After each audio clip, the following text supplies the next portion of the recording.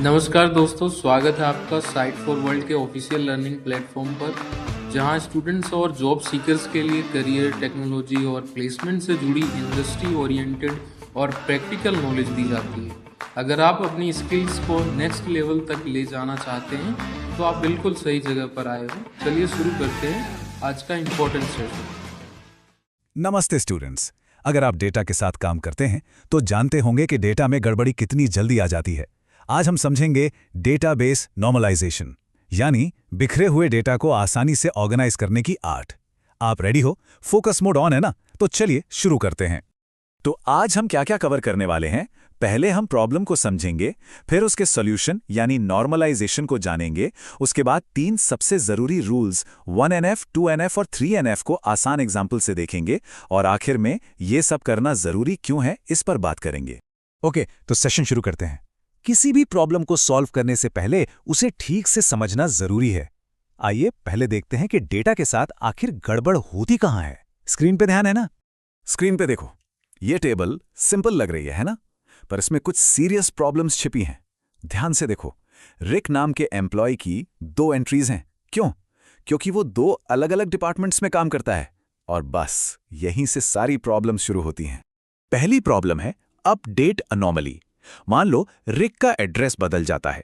अगर हमने एक रो में एड्रेस अपडेट किया और दूसरी में करना भूल गए तो क्या होगा?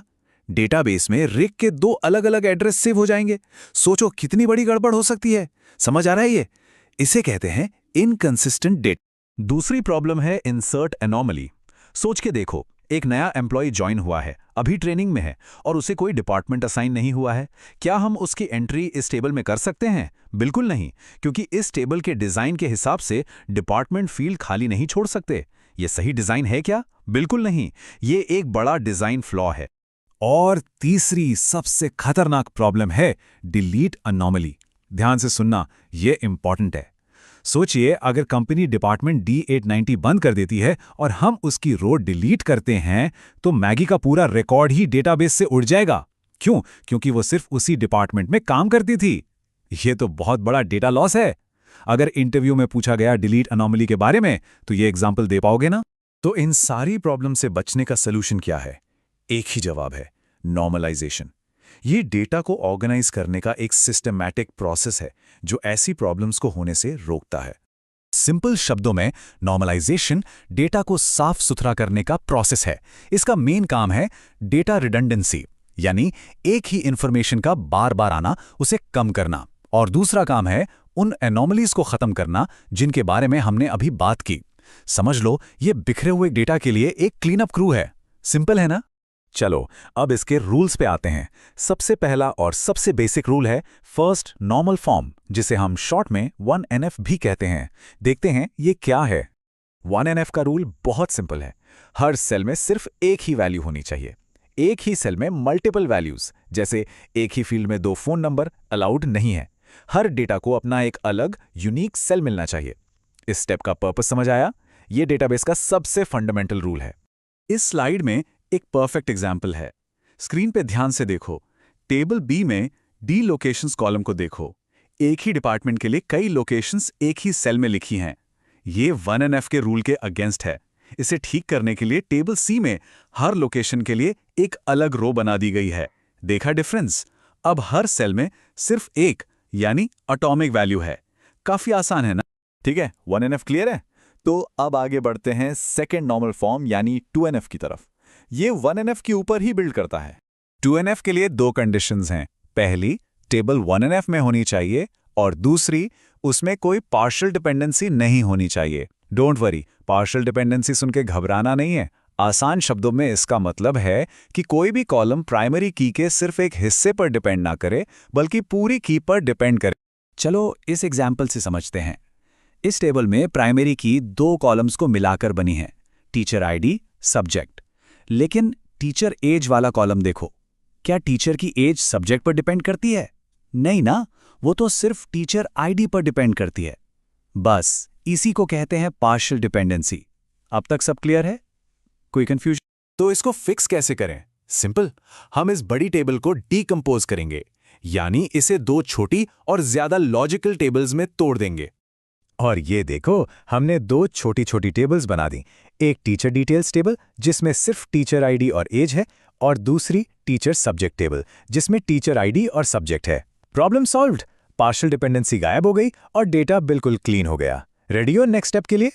अब हम आते हैं थर्ड नॉर्मल फॉर्म यानी 3NF पर। ये डेटा को साफ करने की एक और लेयर है जो उसे और भी ऑर्गेनाइज बनाती है। फोकस बना हुआ है। ये लाइन ध्यान से सुनो और हो सके तो नोट कर लो। विलियम केंट की ये लाइन 2NF और 3NF को बेस्ट तरीके से समराइज करती है। इसका मतलब है कि हर नॉन की फील्ड को सिर्फ की, द होल की and nothing but the key के बारे में ही बताना चाहिए। इसको नोट किया? ये इंटरव्यूज में बहुत काम आती है। ओके, 3NF कहता है टेबल 2NF में होनी चाहिए और उसमें कोई ट्रांजिटिव डिपेंडेंसी ना हो। अब ये नया टर्म क्या है? इसका मतलब है कि कोई भी नॉन की एट्रीब्यूट किसी दूसरे नॉन की एट्रीब्यूट पर डिपेंड नहीं करना चाहिए। चलो एग्जाम्पल से समझते हैं, एकदम क्लियर हो जाएगा। इस एम्प्लॉय डिटेल्स टेबल को देखो।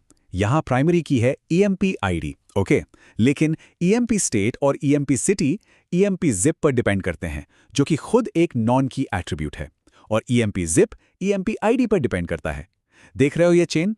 EMP ID से EMP जिप और EMP जिप से सिटी और स्टेट। ये जो इनडायरेक्ट डिपेंडेंसी है ना, इसी को ट्रांजिटिव डिपेंडेंसी कहते हैं। इसे ठीक करने के लिए हमने फिर से डीकंपोजिशन का यूज किया। एक एम्प्लॉय टेबल बनाई जिसमें जिप कोड है, और एक अलग employee_zip टेबल बनाई जिसमें सिर्फ जिप कोड से जुड़ी इंफॉर्मेशन है। इस तरह ट्रांजिटिव डिपेंडेंसी खत्म हो गई। अभी वीडियो पॉज करो और इस लॉजिक को खुद से समझने की कोशिश करो, सिर्फ देखने से नहीं होगा। तो हमने इतने सारे नियम फॉलो किए, टेबल्स को तोड़ा, पर इस सब का फायदा क्या है? क्यों कर रहे हैं ये सब? चलिए अब इसके पे ऑफ की बात करते हैं, यानी इस मेहनत का फल क्या मिलता है। तो फायदे साफ हैं। जो प्रॉब्लम्स हमने स्टार्ट में देखी थी वो सब सॉल्व हो जाती हैं। डेटा का बार बार रिपीट होना कम होता है, जिससे स्टोरेज स्पेस बचता है। डेटा हमेशा कंसिस्टेंट और रिलायबल रहता है। कुल मिलाकर हमें एक बेहतर और एफिशिएंट डेटाबेस मिलता है। लेकिन याद रखना, ये सब सिर्फ सुनने से नहीं होगा, प्रैक्टिस करोगे ना। तो आज हमने नॉर्मलाइजेशन सीखा, लेकिन एक आखिरी सवाल, क्या हमेशा एक परफेक्टली नॉर्मल डेटाबेस ही बेस्ट होता है? सोचो, अगर आपको स्ट्रक्चर से ज्यादा स्पीड चाहिए तो क्या करोगे? इस पर सोचना जरूर। इसका जवाब हम डीनॉर्मलाइजेशन टॉपिक में एक्सप्लोर करेंगे। तब तक अगर कोई डाउट है तो नीचे कमेंट सेक्शन में जरूर पूछना। तो हमारे चैनल को सब्सक्राइब कीजिए और वीडियो को अपने दोस्तों के साथ शेयर जरूर कीजिए। कमेंट सेक्शन में अपना डाउट या नेक्स्ट टॉपिक लिखना मत भूलिएगा।